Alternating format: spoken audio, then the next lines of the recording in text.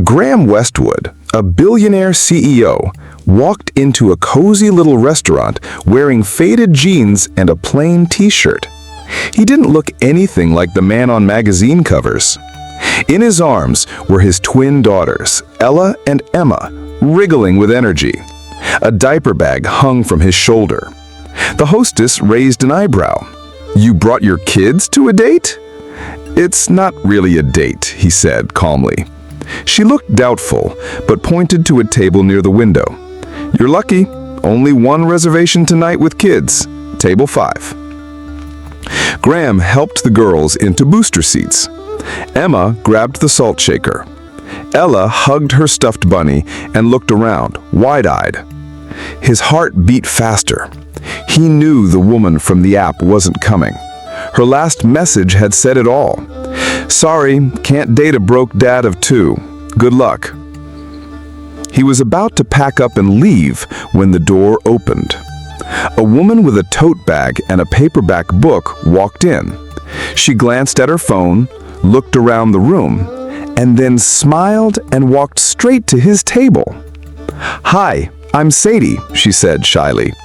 "Sorry I'm late, the bus was slow. You said window table with kids, so I figured this had to be it." Graham stared. She had the wrong guy, but somehow he couldn't bring himself to tell her. Instead, he smiled. "No problem, we just got here." Sadie looked at the twins and smiled. "Didn't realize I'd be dining with royalty." Emma squinted. "Do you like cats?" Sadie chuckled. "More than I like most people." Ella handed her a crayon. "Draw one." Sadie picked up a napkin and started sketching. In minutes, the girls were giggling at her lopsided kitten. Graham sat back, stunned. This felt easy, natural, not forced like it usually was. Dinner came with chaos. Spaghetti splattered, juice spilled, but Sadie didn't flinch. She wiped chins, told a story about falling into a birthday cake at the library, and made the girls laugh like old friends. She never asked Graham about his job, or money, or who he was. She just listened. To the girls. To him. And when the server dropped the check, Graham panicked. He reached for his pocket, then froze. He wasn't sure he had a wallet in these jeans. Sadie noticed. Quietly, without saying a word, she pulled out her wallet and paid. "You didn't have to," he said, surprised. "I know, but you looked like you needed someone to just be kind." And in that moment, Graham felt something shift. She didn't see Westwood, the CEO. She saw him, the man trying to be a good dad. The man carrying memories of a wife he lost. The man holding it all together with booster seats and mismatched hairbands. Later, Sadie shared how she grew up without much money, but her mom made her feel rich with books. That's why she became a librarian. No envy, no pretense, just gratitude. When dinner ended, Graham offered her a ride. "Not a fancy car, but it runs." Sadie smiled. "It's okay. I like walking. Helps me think." She kissed the girls goodnight. "Thanks for the cat drawing, artist." "Come draw again!" Emma shouted. "Maybe," she whispered, and walked out into the night. Graham drove home in silence. The girls dozed off in the back seat, crayon-smudged fingers still clutching napkin art. He thought of his late wife, Caroline, how she used to sit on the kitchen floor, drawing farm animals with the twins. Tonight didn't feel like betrayal. It felt like peace. 4 long days had passed since that unexpected night at the restaurant. But for Graham, it hadn't faded into the background like other moments did. It had settled deep in his thoughts. The way she smiled, the way she listened, the way she had looked at him like she saw a man, not a title. Her voice still echoed in his memory.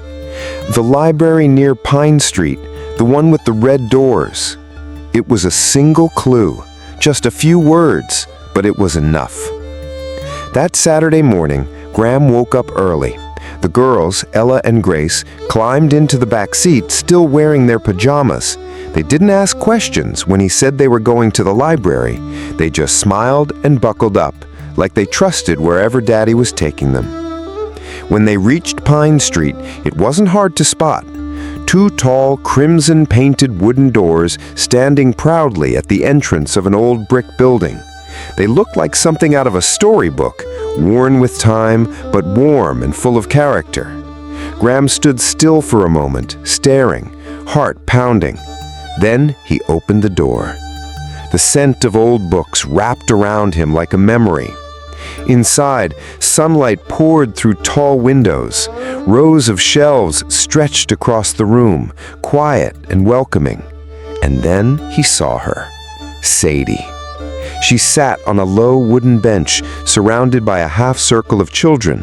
A picture book was open in her lap, and her voice rose and fell with every line, full of warmth and laughter.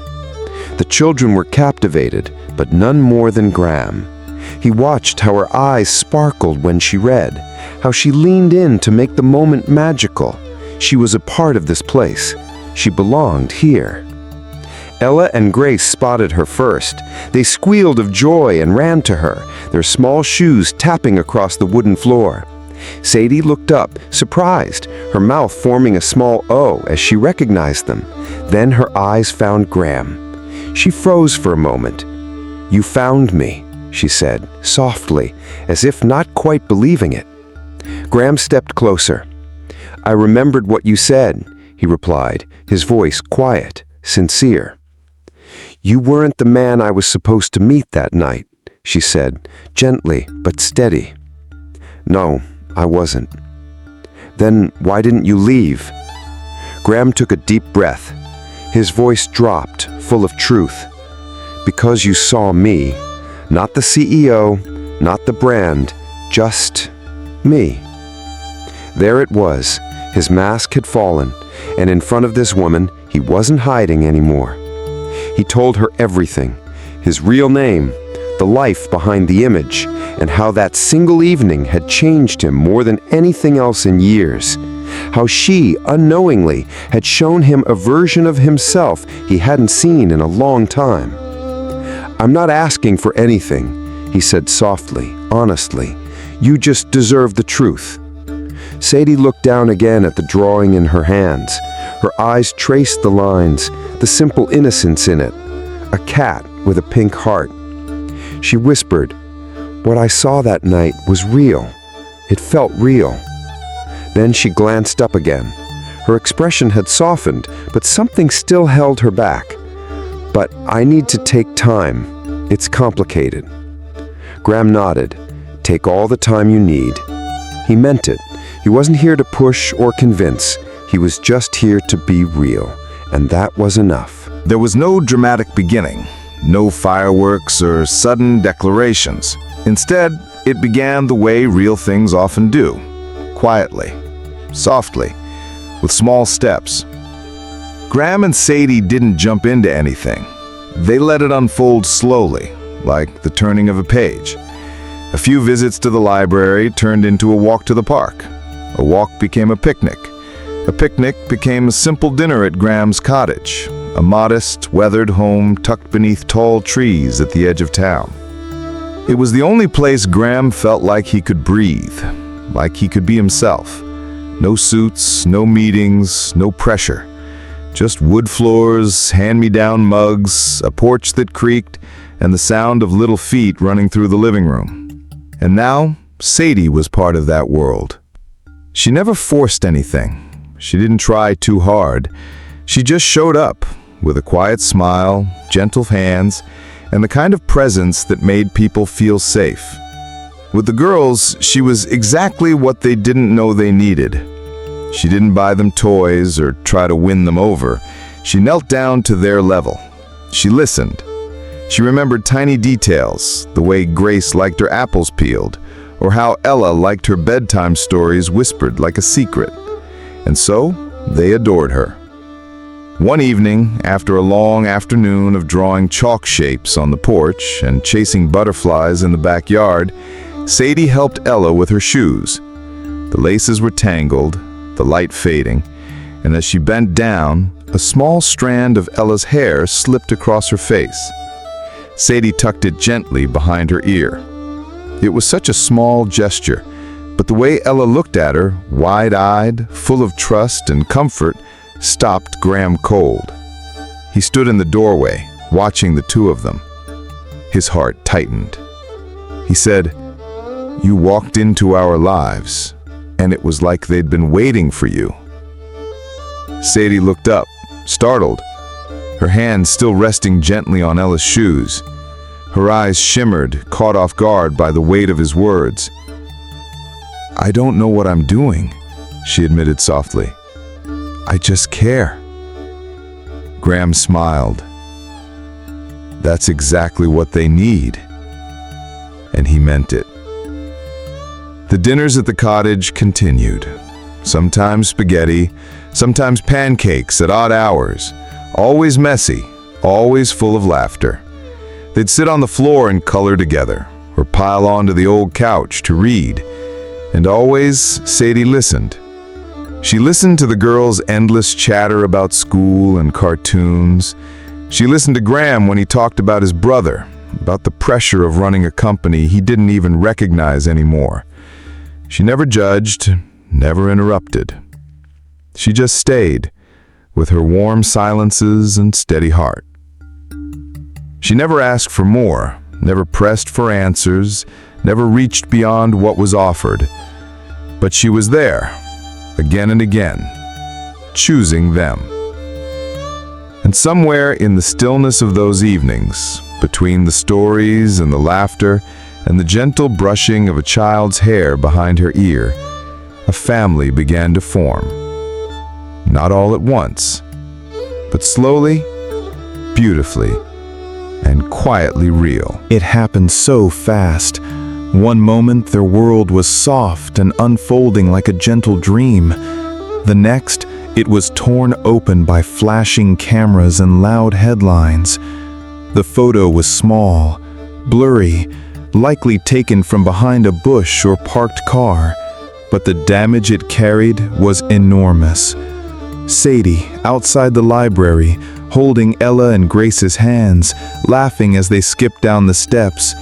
A normal afternoon, nothing more than kindness and warmth, but to the tabloids, it was gold. The headlines screamed across gossip sites and business blogs by morning. Mystery woman spotted with Westwood twins, new romance or scandal. And just like that, the private bubble they'd built was shattered. Sadie's phone buzzed non-stop. Her name trended online, twisted by strangers who didn't know her, who didn't care. People speculated, dissected, judged. The photos spread like wildfire. News vans camped outside her apartment. She couldn't walk to the grocery store without whispered glances. And then came the meeting at the library. Her director's eyes were full of regret as he spoke. "I'm so sorry, Sadie. This isn't personal, but there's pressure from the board, from donors. They're calling it a distraction." That word stung, as if she was noise, not a person. She didn't argue. She just nodded, went back to her office, and began packing her things. The same office where she had built reading programs, comforted kids during story time, decorated for every season. The job she had loved, the place where she had always felt seen.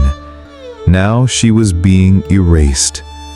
That night she sat in the dark, her box beside her, the silence loud. Her phone kept buzzing, voicemails, messages, some from strangers, some from news outlets. But only one made her pause. "Sadie, please talk to me. I never meant for this to happen. Graham." She read it again and again, but she didn't reply. The next morning, the storm worsened. Cameras lined her street, Neighbors peeked out windows, reporters waited by her steps, calling her name, snapping photos. It felt like a circus built on someone else's pain. And then, silence. A car door shut. Footsteps approached. She peeked through the blinds, and there he was, Graham, standing in front of her apartment, shoulders squared, face bare. No bodyguards, no assistants, just him. He faced the flashing cameras, the shouting voices, and then he raised his voice, not loud, but clear. "I can't change the world, but I can stand between you and it, if you'll let me." Inside, her breath caught. Tears welled up, but her voice, when it came, was barely more than a whisper through the door. "You have to protect your daughters. They already miss you, and so do I." His voice cracked. "I didn't ask for this," she whispered. "I know, but maybe we were the ones who needed it." There was a long pause. Her hand hovered over the doorknob. "I'm sorry," she said finally, softly. "Please go." Graham stood still for a moment longer. Then he nodded, turned and walked away, his heart heavier than it had been in years. But just before she closed the door, she pinned something to it. A simple drawing, crayon sketched by Ella and Grace.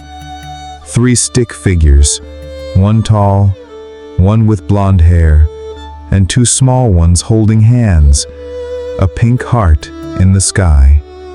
Sadie left it there, quietly saying what she couldn't. She hadn't stopped caring. The house had been quieter than usual.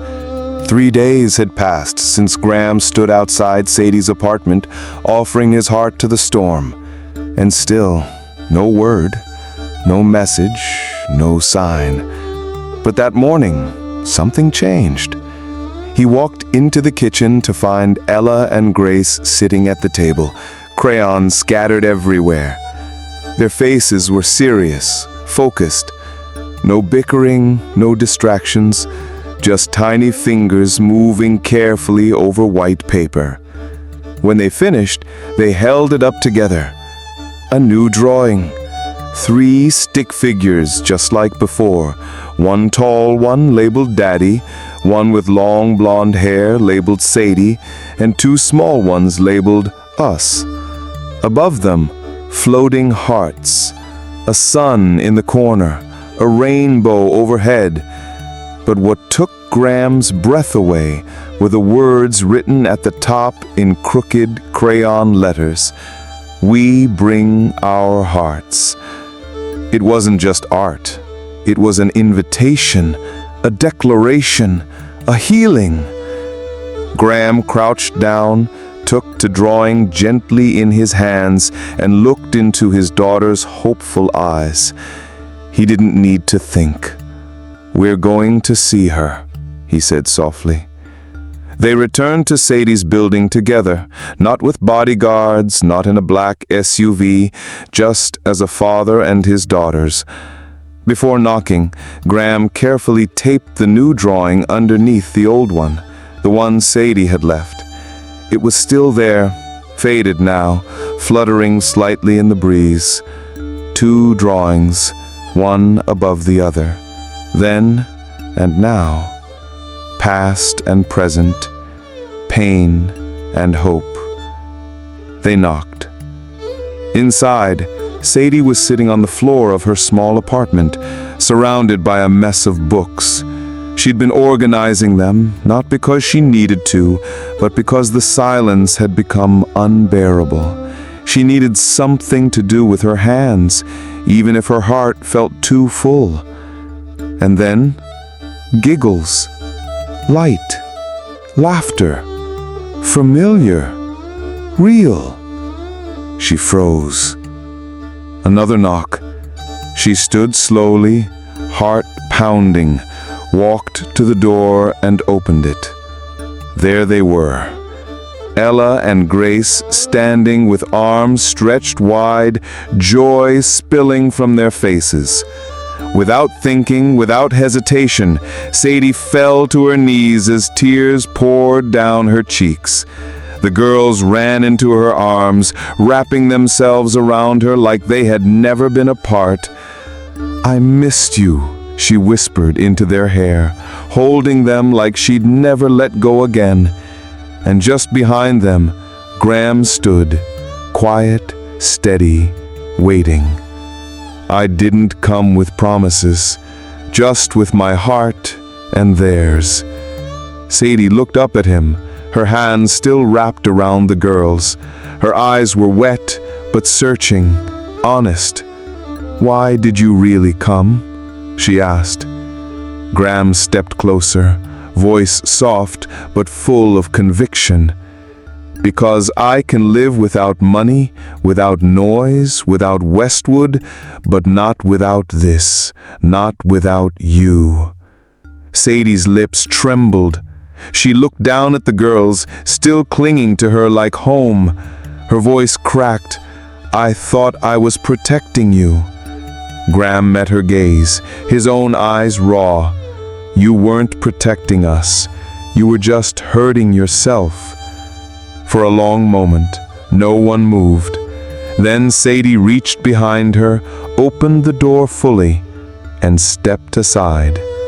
And this time, no one let go. Inside, everything felt different. Not perfect, not fixed, but real. Together. A family not born of expectation, but of love bravely chosen. Life didn't return to what it was before.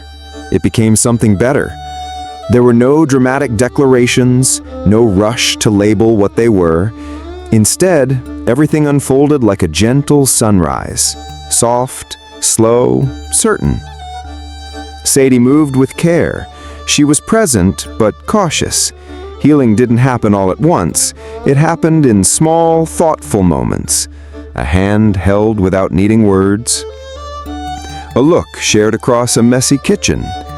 The sound of children's laughter filling the space between them. Graham understood. He didn't push. He didn't expect. He just stayed. One evening, as they sat on the porch with cups of tea and the girls drawing chalk hearts on the steps, he turned to her. "If you could do anything," he asked softly, "what would it be?" Sadie hesitated. No one had ever asked her that before. Not like that. Not with the intention of making it real. She looked out toward the quiet street, her thoughts pouring out with honesty. "I'd start a mobile reading program for kids who don't have books at home, for the ones who wait at the library until closing time because it's the safest place they know." Graham didn't blink, didn't nod absently. He smiled. "Then let's build it." And they did. Together they launched Story Nest, a warm, welcoming mobile library filled with picture books, beanbags, and colorful shelves. A cozy van that pulled up to shelters, underfunded schools, and neighborhoods often forgotten. Sadie read aloud to eager children with the same heart and laughter that had captured Graham in the first place. And Graham? He stayed behind the scenes, quietly funding every page, every tire, every smile. And for once, when the press showed up, the headlines were about hope, not scandal, not gossip, just kids and books, and a woman who believes stories could change lives.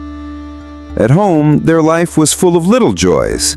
Pajama dance parties, bedtime stories where Sadie did the voices, crayon drawings taped on every surface, cookies baked at odd hours, usually half-burnt, always devoured. The girls had blossomed. They were freer, louder, happier.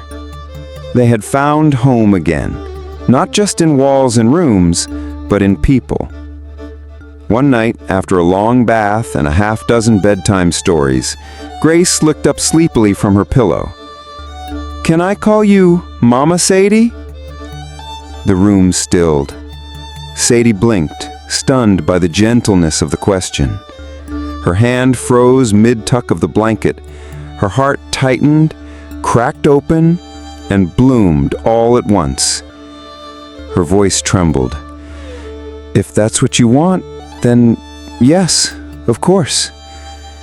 She kissed Grace's forehead, then Ella's, and walked out of the room with tears slipping silently down her cheeks. Graham met her in the hallway, saw the emotion in her eyes, and simply pulled her into his arms. No words, just understanding. They hadn't gone back to normal. They had become whole. 1 year later. No flashing cameras, no whispers on the internet. No pressure to be anything other than what they already were. Just sunlight filtering through the trees, the soft hum of summer, and the quiet joy of a picnic in the backyard of Graham's old cottage, the place where their real story had begun. The girls ran barefoot across the grass, their laughter floating through the air like music. Their hair was tangled, their clothes streaked with grass and joy. Sadie watched them from the blanket, her heart so full it ached. Nearby, Graham carried out an old wooden table from the shed.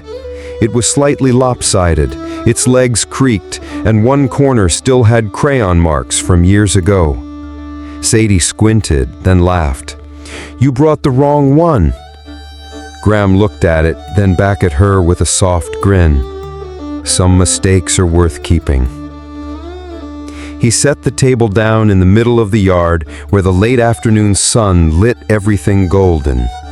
The same table that had been delivered by mistake all those months ago, the one that brought Sadie into their lives. The girls ran up, giggling, hands behind their backs. Ella held a small folded box, wrapped in paper they'd drawn on themselves, covered in hearts and stars and the word love in crooked letters. Sadie raised her brows. "What's this?" Grace nudged her. "Open it." Inside the box was a handmade ring, a simple loop of string threaded with little beads, pink, white, and one tiny wooden heart in the center. Before Sadie could speak, Graham knelt down beside her. His voice was quiet but steady. "I used to think I'd only ever be loved for my name, my position, what I could offer. But then came a wrong table, 2 little girls, and you." He took her hand gently in his, thumb brushing across her knuckles like a promise. "I'm not asking for headlines. I'm not asking for a perfect story. I'm just asking for this. Be the heart of this home. Sadie Quinn, will you marry me?" Tears spilled down Sadie's cheeks, happy tears, the kind that come from being seen, chosen, safe. She laughed through them, her voice full of love. She whispered, "We've been a family for a while now. You're just catching up." Graham pulled her into a soft embrace. The girls squealed, throwing their arms around them both, toppling them into laughter and limbs. And as they sat there, tangled up in each other, in love, in life, the old wooden table stood nearby. Once a mistake, now a symbol. There were no wrong tables, only the perfect place for love to begin. If this story moved you, subscribe to Mid-Lightstories. We bring you real, emotional tales that stay with you long after the screen fades. Until next time, stay kind and never underestimate the power of a wrong table, 2 little hands, and a heart that chooses love.